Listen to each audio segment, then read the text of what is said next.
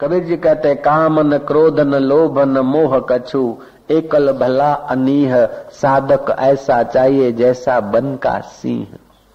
जैसे सिंह अकेला घूमता है, ऐसे ही साधक को भी अकेला अकेला कभी होना चाहिए। अंत में तो अकेला मरना है। जब अंत में अकेला होना है तो अभी अकेला होके बैठो।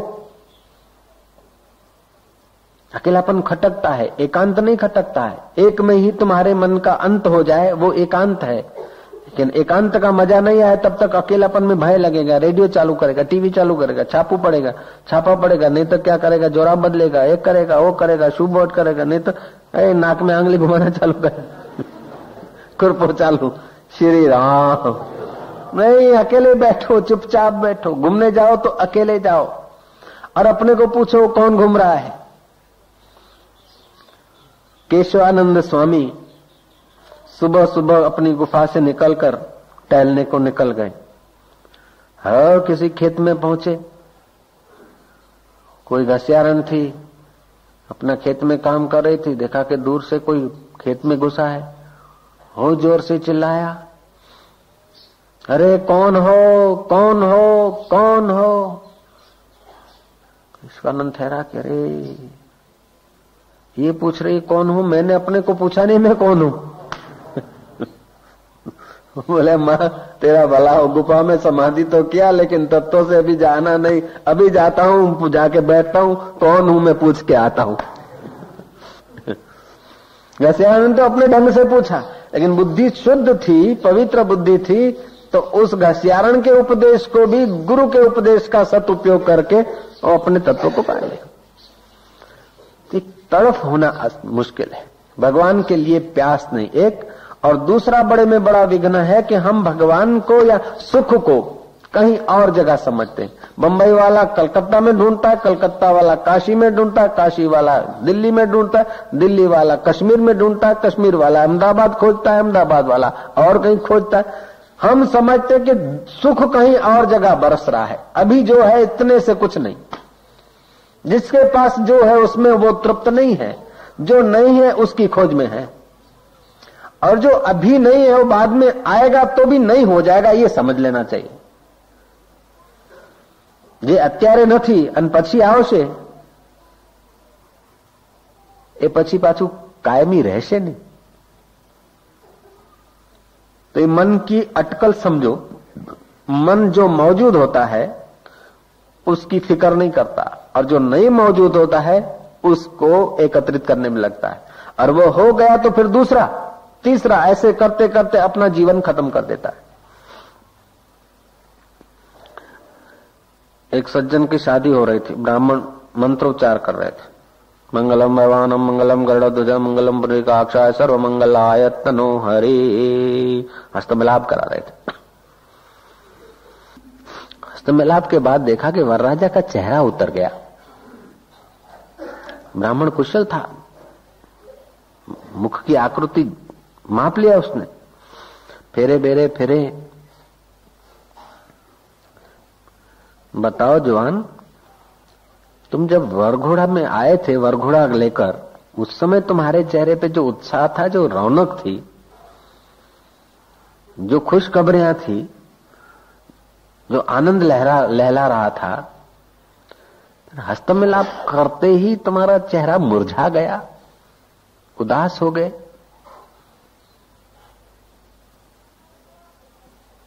बोले बस ऐसा ही है, जब तक नहीं मिली थी लैला तब तक लैला लैला लैला के चिंतन में मजा आ रहा था, जब मिल गई लैला तो कुछ नहीं, हस्तमिलाप हो गया ना, लैला मिल गई तो जो नहीं मिलने में जो रुकावटें डाल रहे थे, जो नक्षत्र नहीं मिला रहे थे, वो ब्राह्मण अच्छे थे। तुम कैसे थे, तुमने मिला दिया तो मोहब्बत का मजा गायब हो गया। श्री राम। तो जो चीजें मन का स्वभाव है, जो चीजें नहीं होती उसके लिए मोहब्बत होती, और जो चीजें होती है उसकी फिर कुछ नहीं। तो परमात्मा ऐसा है कि सदा के लिए, उसलिए परमात्मा के तत्व के लिए तड़फ नहीं है, और संसार सदा रहता नहीं, इसलिए सुबह से शाम तक डे धमाधम आटली थप्पड़ो खाधी, आटली अशांतिओ सहन કરી, આ બધું છોડી છોડીને કેટલાય કાકા વયા ગયા, દાદા વયા ગયા, આપણે જવા માટે તૈયાર છે, તોય એનું એ કરીએ છીએ। चाहे 100 जूता खाए लेकिन तमाशा घुस के देखेंगे।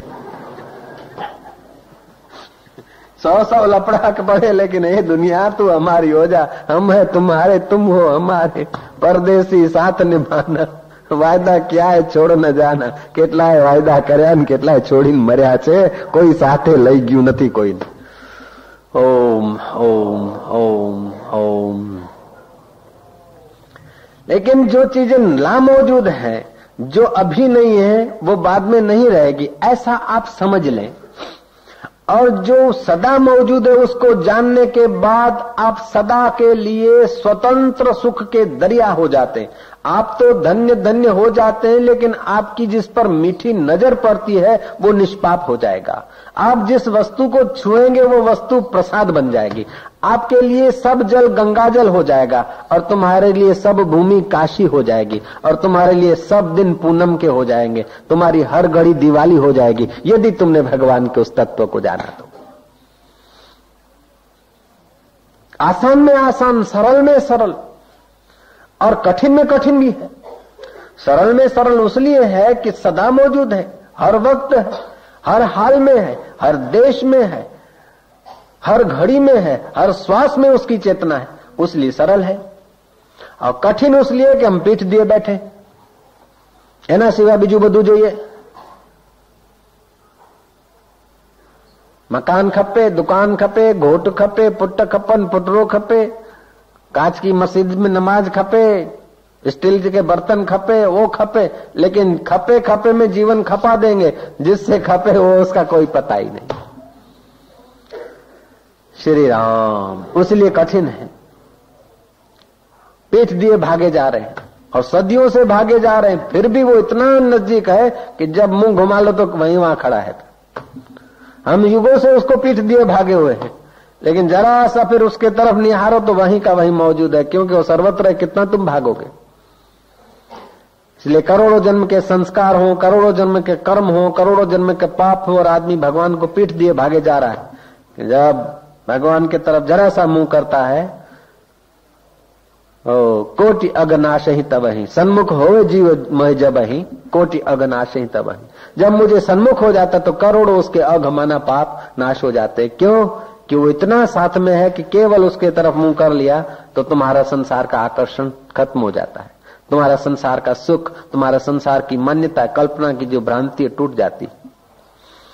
जो सही सत्संग में आ जाता है, जो सही तत्व के रास्ते पर आ जाता है, कोई सही संत के पास पहुंच जाता है पुरुष, तो स्त्री परेशान होने लगती है कि अरे बगड़ी गया, बाबा पासे गया त्यारथी बगड़ी गया।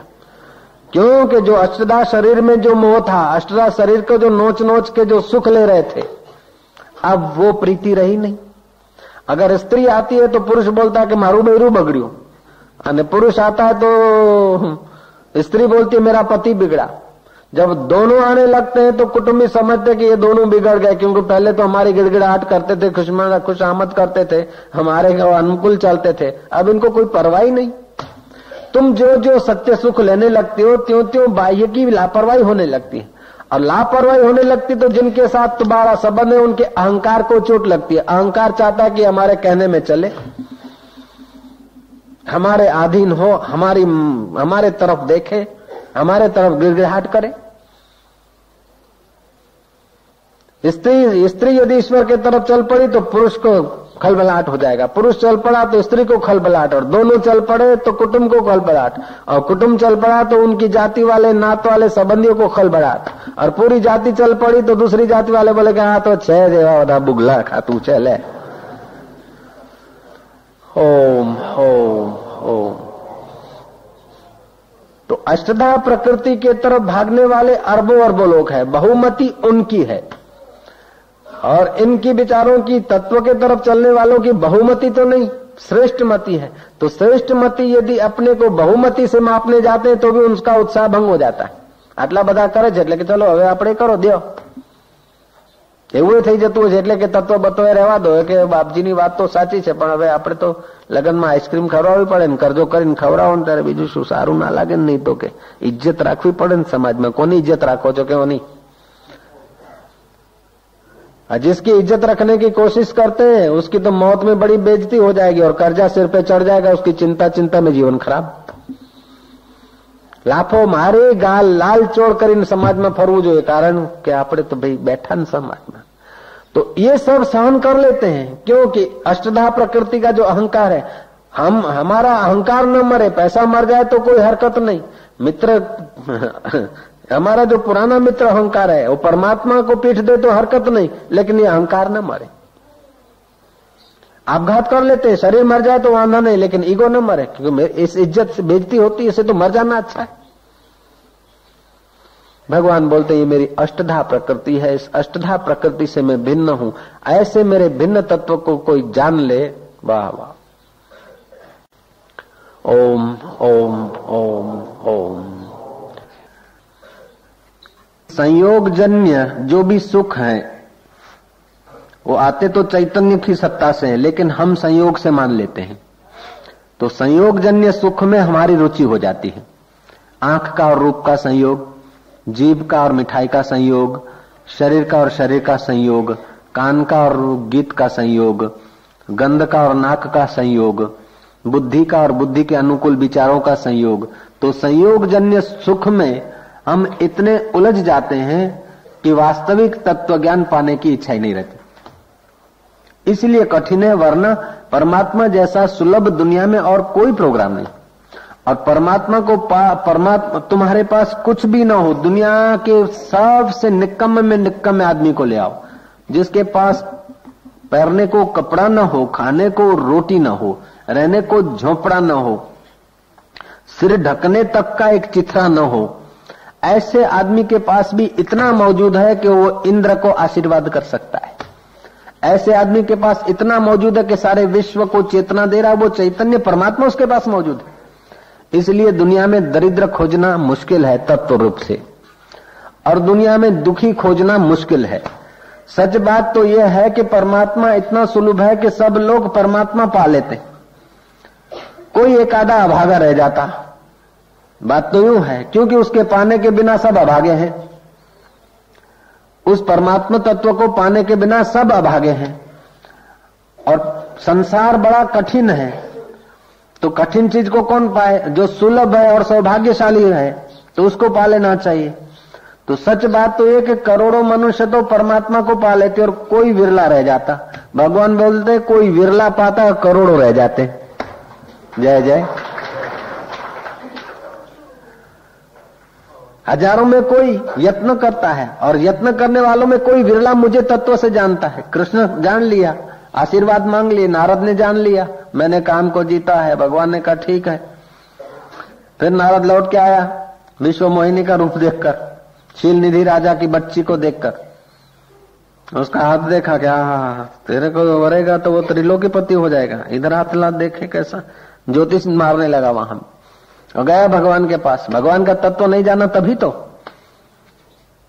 तत्व नहीं जाना तभी काम को जीतने का. काम को जीता मन ने और मैंने काम को जीता अहंकार ने आरोप लिया. योग करने से, एकाग्रता करने से ये विकार शांत हो जाते हैं. विकार शांत हुए तो ये मन के हुए. तत्व में तो विकार है ही नहीं, तो शांत क्या होंगे. उसीलिए तत्ववेता का मन शांत हो तो वो अपने को बड़ा नहीं मानते, और मन विकसित हो तो अपने को छोटा नहीं मानते. मन से अनुकूल हो जाए तो अपने को पुण्यात्मा नहीं मानते, और मन से प्रतिकूल हो जाए तो अपने को पापी नहीं मानते. जो तत्ववेता महापुरुष है, श्लोक को समझ लें कि यत्न करने वाले सिद्धि को पाते हैं. अंतःकरण की शुद्धि को काशी में, वृंदावन में, मथुरा में, द्वारका में,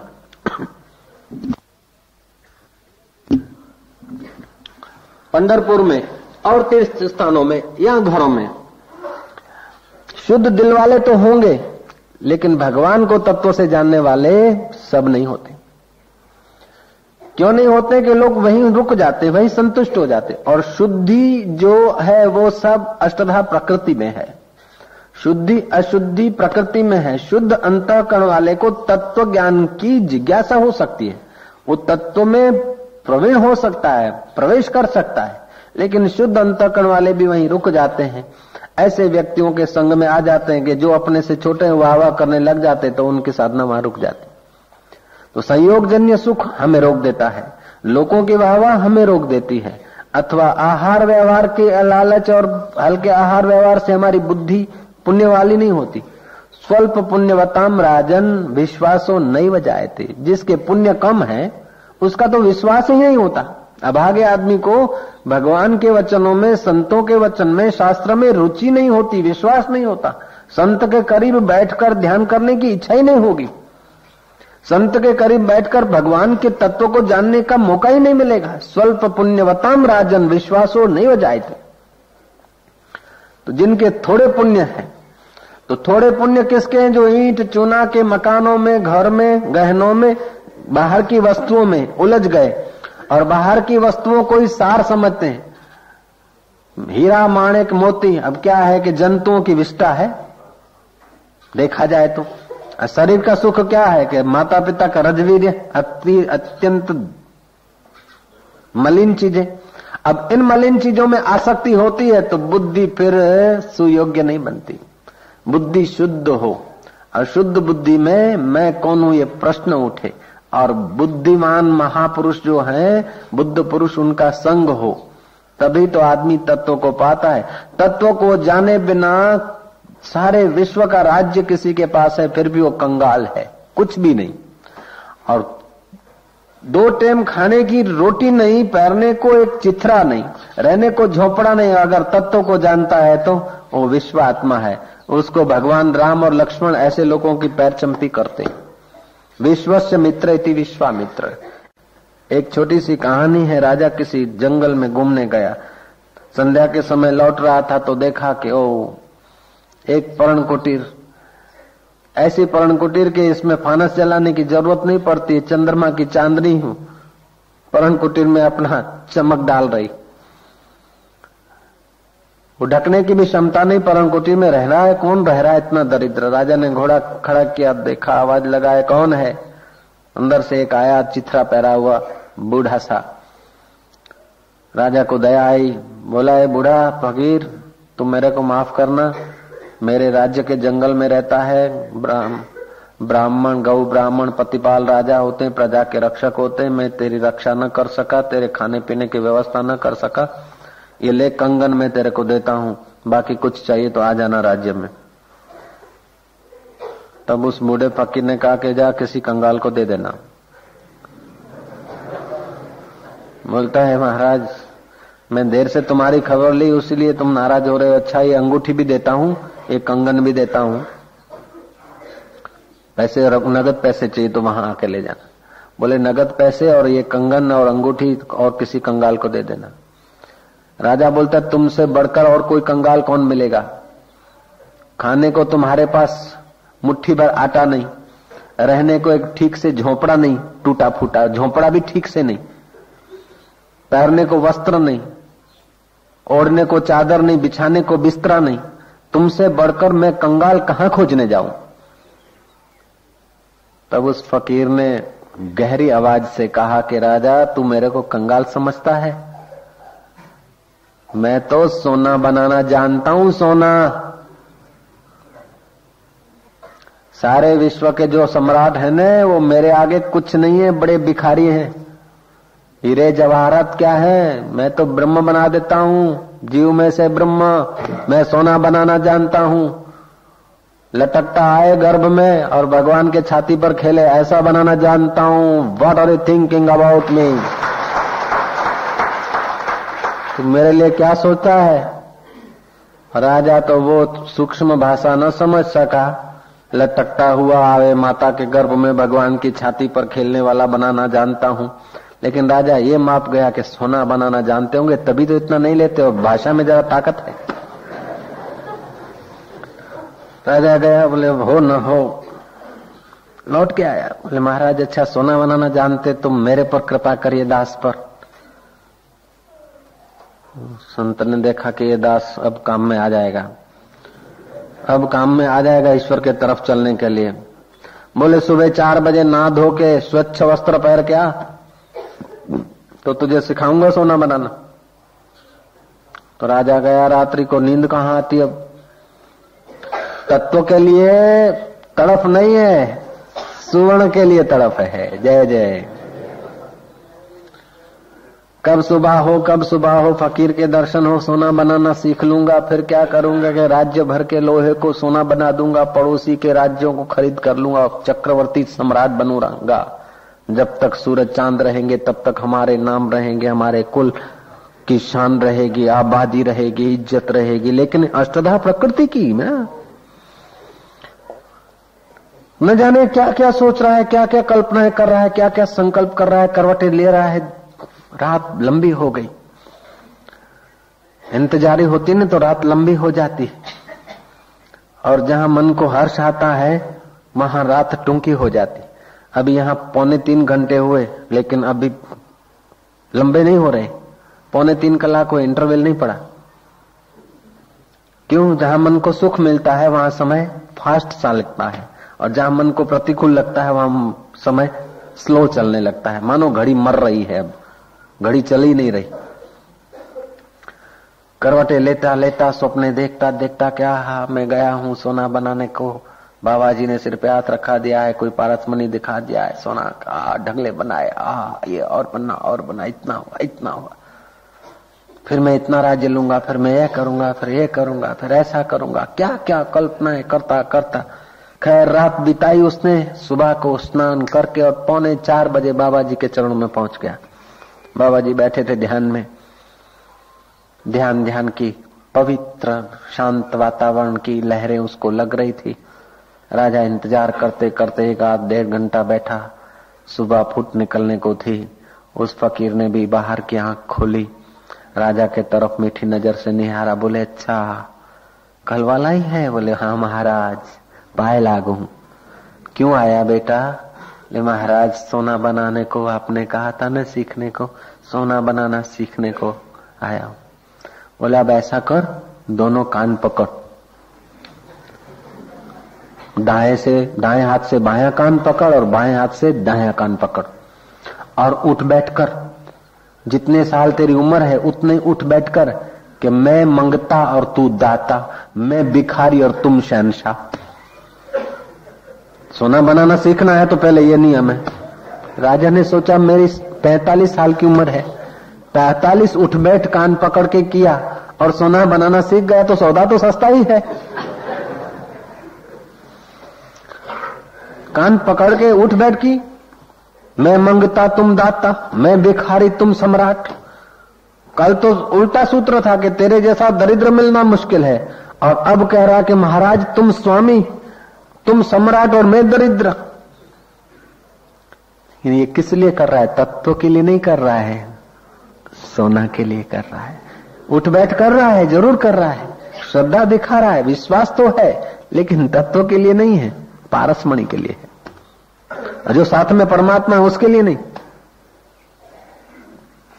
45 उठ बैठ सुबह के समय शुद्ध हवा में, खुले वातावरण में, और फकीर के कुटियाओं के इर्द गिर्द श्वासोश्वास की प्रक्रिया हो गई, प्राणायाम हो गए। महाराज बोले बैठ बेटा, मैं सोचता हूं तुझे आज सिखाऊं कि कल सिखाऊं। बोले दे महाराज। थोड़ी देर बैठा, बोले आज दिन उग गया, कोई आ जाए मजा नहीं आएगा, अगर तुझे जरूरत है तो कल सोचेंगे। राजा ने सोचा अब महाराज को सतावना ठीक नहीं, फकीरों के आगे जिद करना अच्छा नहीं होता, इसमें भी कोई भलाई। गए, किसी को कहा नहीं, दूसरे दिन भी आ गए। दूसरे दिन भी बाबा ने बिठाया, उठ बैठ कराई। तीसरे दिन आए। ऐसे करते करते 4-5 दिन बाबा ने उसको लेफ्ट राइट कराई। तत्व के लिए तो नहीं कर रहा था, आया था तो खिलौना लेने के लिए, आया था तो कंकड़ लेने के लिए, लेकिन सम्राट को कंकड़ से राजी न रखकर उसको कोहिनूर देना चाहते थे। नश्वर चीज के बहाने बुलाकर उसको शाश्वत के गीत सुनाना चाहते थे। कितने दयालु रहे होंगे वो फकीर। आ जाना 5 इतवार वड़ को फेरा फिरना। बाबा जी नौकरी में जरा प्रमोशन नहीं हो रहा है, अच्छा 7 इतवार वड़ को फेरा फिरना। अब प्रमोशन के लिए 7 इतवार की जरूरत नहीं, 7 सेकंड भी काफी हो जाता है, लेकिन इस प्रमोशन में कहीं जीवन न बर्बाद कर ले, उसलिए वो प्रमोशन दिलाना है। 7 इतवार बढ़ के आएगा तो इधर भी आएगा। श्री राम। पुण्य बढ़ जाएंगे, ज्ञान बढ़ जाएगा, समझ बढ़ जाएगी।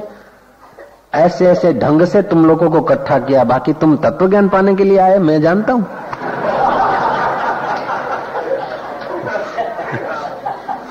देह सभी मिथ्या हुई, जगत हुआ निसा, अरे गुरु अरे जगत हुआ निसा, हुआ आत्मा से तभी अपना साक्षात्कार, हुआ आत्मा से तभी अपना साक्षात्कार। जानने को साधक की कोटि, 70 दिन तक हुई कसौटी, कंचन को अग्नि में तपाया, गुरु ने ये बाद में करेंगे। महाराज 2 बार 4 बार आते, धीरे धीरे उसका मन थोड़ा सात्विक हुआ। बोले तेरे को मैं बनाना तो सिखाऊंगा सोना, लेकिन अब तू थोड़ी देर ध्यान कर। ध्यान करते करते उसकी थोड़ी बुद्धि विकसित हुई। पूछा कि सोना बनाना समझो मैंने तुझे सिखा लिया, फिर क्या? महाराज फिर मैं पूरे लोहे को सोना कर दूंगा। अच्छा हो गया, फिर क्या? ये अड़ोस पड़ोस के राज्यों को अपने अंतर्गत कर दूंगा, चक्रवर्ती बनूंगा। समझो तू चक्रवर्ती हो गया, फिर क्या? बोले महाराज फिर मजा आएगा, सुखी रहूंगा। बेटा इतना करने के बाद भी तुझे सुखी रहना है? संयोग जन्य सुख है, मैं तुझे असली सुख दे देता, तू बैठ। इतना मेरा चक्रवर्ती राज है, इसकी स्मृति करके ये अहंकार को सुख होता है।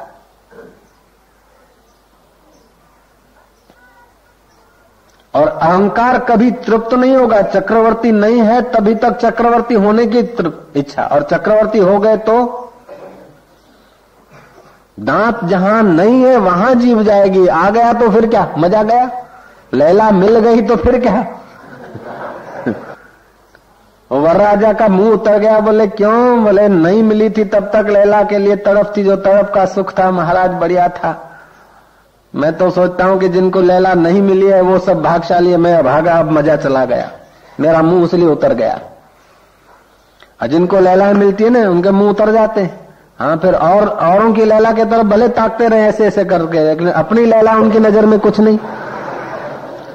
श्री राम। तो मन का एक बड़े में बड़ा गंदे में गंदा स्वभाव है कि जो मौजूद है उसकी बेपरवाही, और जहां नहीं है उसको एकत्रित करने में लगता है।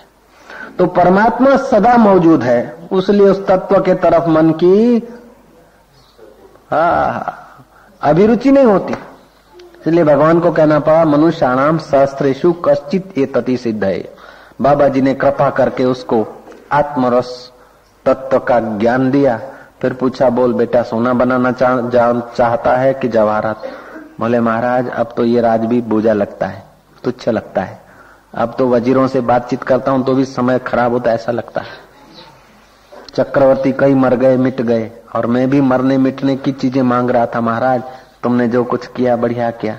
उस समय तो तू मेरे को दरिद्र समझता था, बोल अब तेरे जैसे सम्राटों को महासम्राट बनाने की फैक्ट्री है मेरे पास।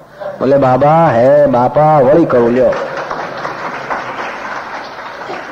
बोले अब क्या देना चाहता है? पहले तो कंगन दिया, अंगूठी दिया, अब क्या देना चाहता है?